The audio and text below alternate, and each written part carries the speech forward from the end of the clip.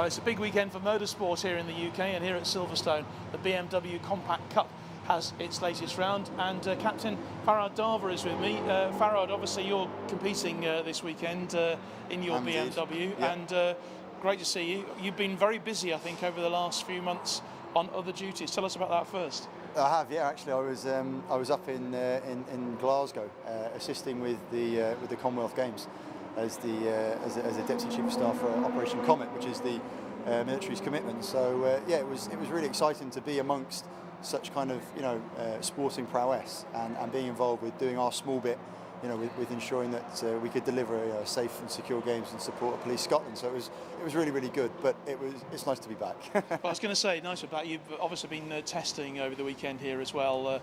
First time back in the car for a while. How does it feel? Well, if you'd seen the first couple of laps, it's been a while. Yeah, Brands Hatch back in March was the last time that I was able to fit a round in. Obviously, deployed out to Glasgow, get on with the Commonwealth Games. That's finished. So back in now, back with Army Motorsport, and back hopefully trying to battle for some top spaces. We'll see. Well, tell us how you got into this in the first place, into motorsport. Well, the Army Motorsport has sports car racing, which has been around for about 2 years now. And I started in the BMW Compact Cup Championship back in 2011, when it was only just a series. Once it turned into a championship, it was really good actually, because the Army Motorsport and the fixtures, Sports Lottery Control Board, just said that because of the level that I'm racing at, being a national series, allowed me to basically have it as Army Motorsport. And obviously with the television deal that we have, and it gets a lot of press, it promotes the Army. And as you can see, the livery of the car being kind of DPM. I have a big gazebo I bring with me with Army Motorsport, so I try and push it forward. And it's just very lucky that this exists within the military, and I can actually do it as part of Army life. And you're obviously very keen, for other soldiers to really take on motorsport, aren't No, you? absolutely. I'm the driver development officer for sports car racing in the Army, which is basically the first port of call is me. If there's a website you go to and it comes to me, and I'll explain to you how to get to the grid, because it might seem like it's very difficult and very hard to do.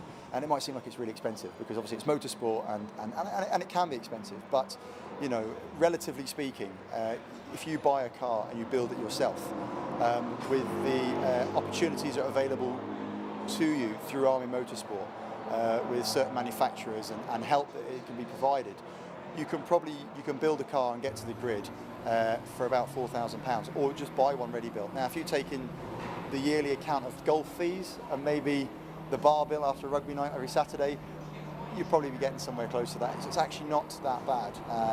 The Armed Forces Race Challenge that we race in, that I race in as well, that is separate to this, is index linked. So depending on your rank, depends on how much you actually pay. Now, a lot of guys like to drive fast and they want to get out on track with their own car.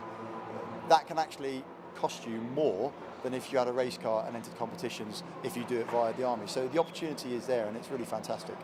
And obviously we're here at Silverstone, which is the home of British motor racing. It is indeed. And not very long ago, Lewis Hamilton won the British Grand Prix. He's obviously competing this weekend in Belgium. The difference obviously is massive between the sort of sport that you're doing, but there again, looking around at the teams today, the mechanics are really talented. It's where everyone starts. The only difference between Formula One and grassroots racing would be obviously the standard of racing is a lot higher, and the money is a lot larger. But if you strip back all of that, and ultimately it's a racing driver sitting in a vehicle, pushing that vehicle to the limit of what that vehicle is capable of doing, inches from other people in other vehicles, then that's actually very similar. The risk that you put yourself under in one of these is equivalent to in regards to what you do to anything, and be that Formula One or British touring car or anything else. It's very, it's all going to be the same, and the talent of the guys that are here is just absolutely phenomenal. They understand the concept of racing. They understand what we're here to do, because ultimately we're not professionals. This is a hobby, it's grassroots racing, but you wouldn't know it when you come into the pit lanes and you see how professional the setup is and how friendly people are, and the fact that ultimately people run their livelihoods off of doing this full time. And just finally, that's something that you're very interested in doing, isn't it?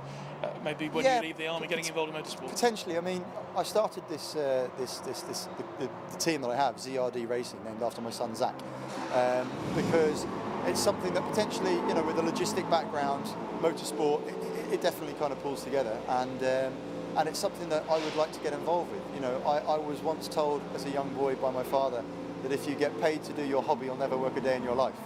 So there's something potentially that I'm aiming for when I finish my time, you know, serving Her Majesty. Okay, well, good luck, obviously, for this weekend and the rest of the season. Thanks, John. Great to see you, and obviously a lot of sport going on this weekend, and we wish Farad all the very best here at Silverstone.